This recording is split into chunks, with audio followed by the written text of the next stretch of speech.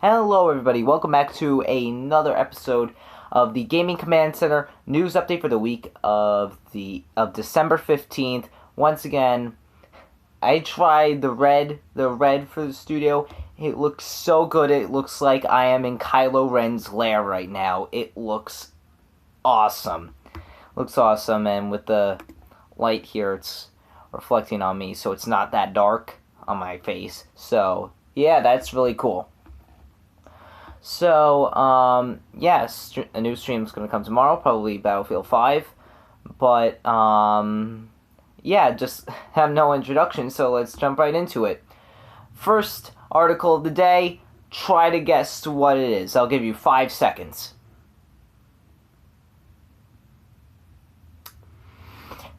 If you guessed right, it's Grand Theft Auto. So, GTA 6, more release date news for GTA blow for PlayStation and Xbox.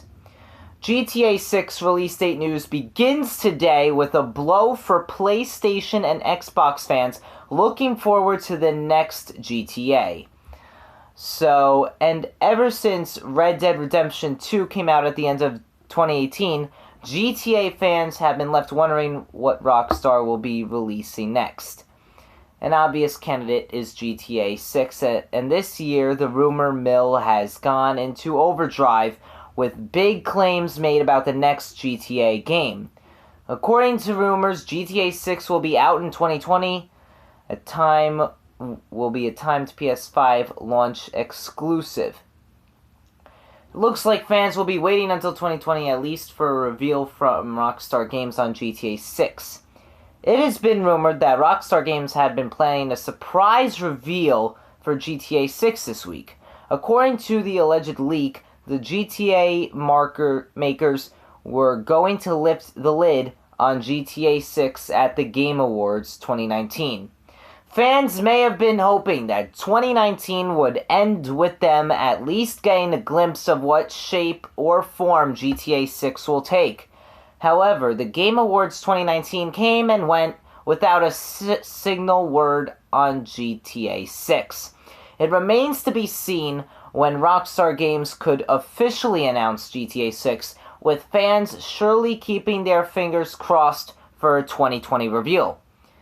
If the rumors about GTA 6 being a timed PS5 launch exclusive are true, then the new GTA could get unveiled in February.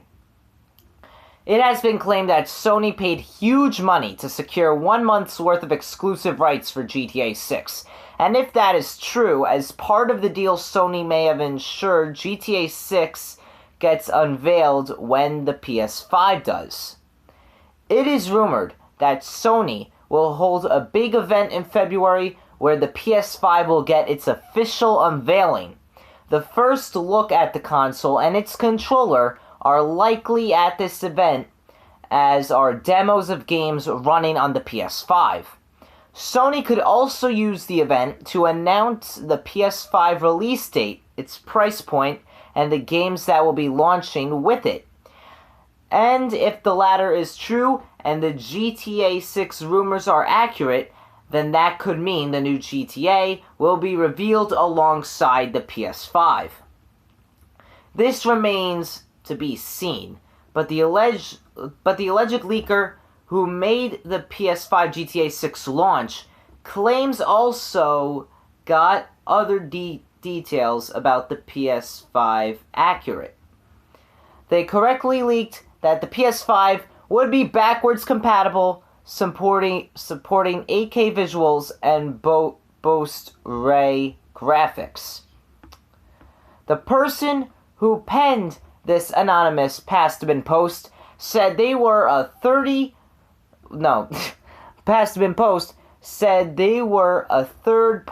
dev who had knowledge of Sony's plans with the PS5. Seeing as they got a number of details right, it could add weight to the other claims they made, such as the PS5 getting timed GTA 6 exclusivity. However, as with all rumors, it's best to take them with a big pinch of salt until official confirmation. Either way, GTA fans will surely be hoping Rockstar Games reveals official news on GTA 6 sooner rather than later. So, GTA 6, I think you guys have been waiting a long time for this game, and yet, article after article, all I hear is it's gonna get unveiled at the same time PS5 event is coming, same time for everything with Rockstar Games and Sony, but yeah, we'll see what happens there. Just keep your eye out for actual, true release dates, like, say, February 16th. If I'm right about that, that's gonna go crazy. Then this video's gonna go #1 trending. By the way, if you can make this #1 on trending, that would be awesome. Alright, so next. More about the Xbox Series X. The trailer came out, I'd say, Thursday. Thursday, the Xbox Series X price, our best guess, the best guess based on a gaming PC. So at the Game Awards, Microsoft officially unveiled the Xbox Series X. The artist formerly known as Xbox Project Scarlett, aka the next generation Xbox, and, well, it pretty much looks like a PC. If you've seen in the trailer, it's like a rectangle of some sort with what looks like a fan right at the top. So basically identical to a PC. So the most direct comparison is the Corsair 1, a similarly shaped obelisk PC that uses a liquid-cooled design kept frosty by a single maglev fan. With that in mind, let's take what we know about the Series X's innards and speculate on what we don't know to compare the new system to a traditional gaming PC. Today's gaming consoles have mostly been held back from competing with high-end PCs due to their processors. The Xbox One X's 8-core Jaguar CPU was roughly on par with an Intel Core i3 CPU, which sells for around $100. AMD's Zen 2 architecture, on the other hand, is much more impressive. Even the bottom-end Ryzen 5 3600 doesn't bottleneck a top-end GPU like the RTX 2080 Ti. Microsoft is working with AMD to develop a custom Zen 2 chip for the Xbox Series X, which, like other console CPUs, will be tuned to suit the hardware's specific needs. In any case, the CPU itself hopefully won't be a limiting factor when it comes to hitting the Series X's stated goal of steady 60 FPS gameplay at 4K resolution. When it comes down to graphics, very few specifics are known right now about the Series X's graphical prowess. Microsoft has said the system will be, quote, twice as powerful graphically as the Xbox One X, which we can estimate to be about 20 teraflops of graphical processing power. In any case, Microsoft's target for the Series X is 60 FPS at 4K resolution. To achieve that on a gaming PC, only the top-end RTX 2080 Ti can reliably hit that mark in most games at 4K Ultra, but the Ultra presets on many PC games are especially demanding, whereas console versions are tuned specifically to cut out those settings that cause a big performance hit for only a minimal graphical improvement.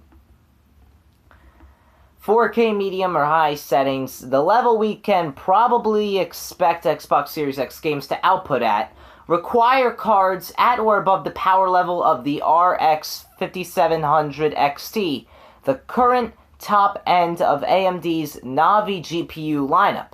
Again, Microsoft is working with AMD for a custom Navi chip that will be tuned for the Series X's specific needs, but the 5700 XT is the best comparison point when looking to the real world. When it comes down to storage, the third performance metric of any gaming PC is load times, which is determined by the speed of your storage. Gaming PCs have long since migrated to solid-state storage as the price of SSDs have become more affordable in recent years. The Series X will be making that change too, with a planned NVMe SSD, though Microsoft has been mum on the size. 1 TB SSDs can be had for about $100 to $150 these days, depending on the brand, while higher-end NVMe drives dip to 500 or 250 gigabytes if you want to stay below the $100 price point. Either way, expect games to load significantly faster on the Series X than current generation consoles. When it comes to the design, the Xbox Series X has a vertically oriented tower chassis that we've estimated to be about 11 inches tall and roughly 6 by 6 inches wide, based upon the size of the disk drive. That makes it a bit smaller than the aforementioned Corsair One, which uses a mini ITX motherboard, a fully sized graphics card, and 2 radiators. A single 140mm magnetic levitation fan in the top of the system sucks air in through the side panels, cooling the 2 liquid cooler radiators and pushing hot air out the top. I suspect the Xbox Series X will adopt a similar design using a single fan in the top to pressurize the system and move air across its components, either a similar liquid cooling system like the Corsair One, or possibly a vapor chamber like the one found on the Xbox One X. Either way, it's logical to assume that the obelisk design was chosen in order to maximize performance while keeping the system quiet. So, how much will the Xbox Series X cost? Consoles are almost always cheaper than their PC equivalent due to the economics of mass production and specialized custom components. But based upon the performance demands that Microsoft has outlined, I expect the Series X to be a premium system with a price tag to match. Taking production economics into account, we can speculate that the CPU might cost around $100, the GPU around $300, and the SSD around $50. That's $450 for the core components alone. When you take into account that Microsoft is almost currently going to keep the Xbox One X or rebrand it as something like the Xbox Series S on the market as a lower tier variant, my guess is the top-end Series X could cost as much as $600, possibly without a controller included. So that is pretty interesting with the price. So pretty expensive. I want to estimate it definitely a little bit or a lot less than a PC. But I mean, man, it's still up there. It's definitely still up there. So the next thing though, Grimes. Grimes will front an in-game band in Cyberpunk 2077. So it goes without saying that you can't have a good Cyberpunk experience without some good Cyberpunk music backing it up. Syndicate would just not be the same without Skrillex, right? To that end, CD Projekt has dropped a teaser showcasing some of the musical talents contributing tunes to its upcoming cyber RPG, Cyberpunk 2077. The soundtrack will feature tracks from Run the Jewels, Refused, Grimes, ASAP Rocky, Gazelle Twin, Jan Rubin, Richard Devine, Nina Kravis, Deadly Hunter, Ratboy, and Tina Guo. Refused may actually be the preeminent name on the list, at least in game terms. CD Projekt announced in July that the Swedish punk band will stay in for Samurai, Johnny Silverhand's band in the cyberpunk universe. It's also recording a Greatest Hits EP as Samurai, featuring music, quote, heavily inspired by the original source material, as well as original tracks created by the band exclusively for Cyberpunk 2077. Refused isn't the only real-world talent to take on a role in the game, though. Grimes will also appear as the voice of Lizzie Wizzy, the front woman of the in-game band Lizzie Wizzy and the Metadwarves. She showcased some of her own musical contributions with a performance at the Game Awards last night. So, that is really cool. So, Cyberpunk 77 going to bring out a lot of the modern music going into their games. So, that is going to be pretty cool. Like, true music in there. So, another thing, PlanetSide Arena is closing in January. So, PlanetSide Arena went into early access on Steam in September, but seemed to run into trouble less than a month later when developer Daybreak Games laid off an unspecified number of employees, including members of the PlanetSide Arena team.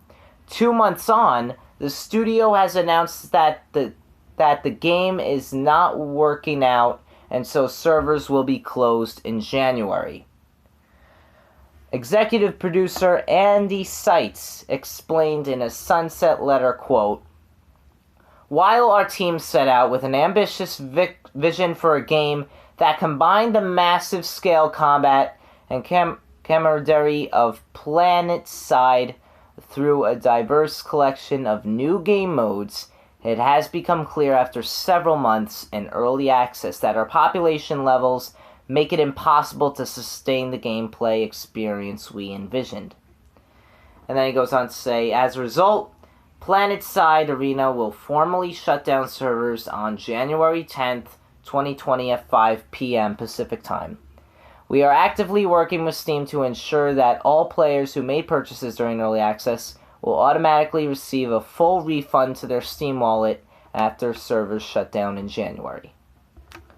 It's always unfortunate to see a game close, but the numbers on Steam charts tell the tale. PlanetSide Arena had an average concurrent player count in September, the month it debuted, of 474, which sunk to 54 in October and 17 in November. Over the past 30 days, it's been a little short of 11. As of right now, 3 people are in the game. That reflects a state of the genre Chris discussed in his recent look at the impact of Battle Royale over the past decade and beyond. The field is littered with games that attempted to capitalize on the popularity of the game but simply could not overcome the dominance of Fortnite, PUBG, and to a lesser extent, Apex Legends. And it's not just smaller, relatively unknown games that struggle to break their grip. Battle Royales in the mega popular Call of Duty and Battlefield franchises have also failed to catch on. PlanetSide Arena will be playable until the servers go offline in January, but all DLC and virtual currency purchase options have been disabled. Any virtual currency in your inventory can still be spent as usual, however. Players with questions or concerns can go to help.daybreakgames.com to have them addressed. Seitz also said, "Thank you again for your loyalty and support during beta and early access. Your feedback was invaluable, and your enduring passion for PlanetSide remains the bedrock our community is built upon. As painful as it is to close this chapter so quickly, we remain deeply committed to this franchise and look forward to continuing this journey through the PlanetSide universe with all of you." In October, Daybreak described PlanetSide Arena as a, quote, stepping stone to PlanetSide 3, which is expected to be bigger and more expansive than PlanetSide 2, although no hard details about the game have been revealed as of yet. The studio did not comment on how the shutdown could impact the development of PlanetSide 3. So, kind of sad, like we said, it's really sad to see a game go. We all know that even if we didn't play it, it could have had a lot of potential, or maybe not. Maybe it completely sucked, but either way, it's still sad. Alright, so the last thing, though, definitely, is this story that I found. It's really, really interesting. So, this 12-year-old basically made a video game to cope with his father's suicide, and he was recognized for it at the Gaming Awards. So, Luke is the first child to receive the Gaming Global Citizen Awards. So, that is really amazing, really inspiring. If you guys watched the Gaming Awards, you could have seen it for yourself. It's a really touching moment for Luke and his family. So it is really sad that his father did commit suicide, but I mean, so he made the video game, so he was recognized, and that is really cool. So, and one more thing before I go. So, just a reminder, the Epic Games Store is giving away 12 free games before January, so you might want to hear this. So the Epic Games Store is ramping up for the free games for the holidays, giving away 12 of them between now and the new year.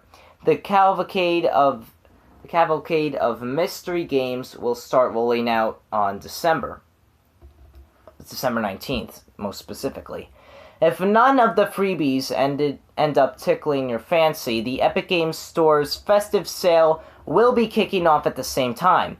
And because sales are this infinite cycle that we can never escape from, there's already a sale going on right now to mark last night's awards. Speaking of the Game Awards, it's now been a year since the launch of the Epic Games Store, and it looks like the exclusives are only getting more numerous. So I don't specifically know what these games are, but I think one of them is a Christmas version of Plants vs. Zombies. I'm not sure, but I suggest you check it out. But that is going to end it for today's news update. Make sure you leave a like, comment, subscribe, and we will see you for the Battlefield 5 stream tomorrow. Peace out, keep calm, keep flying. See ya.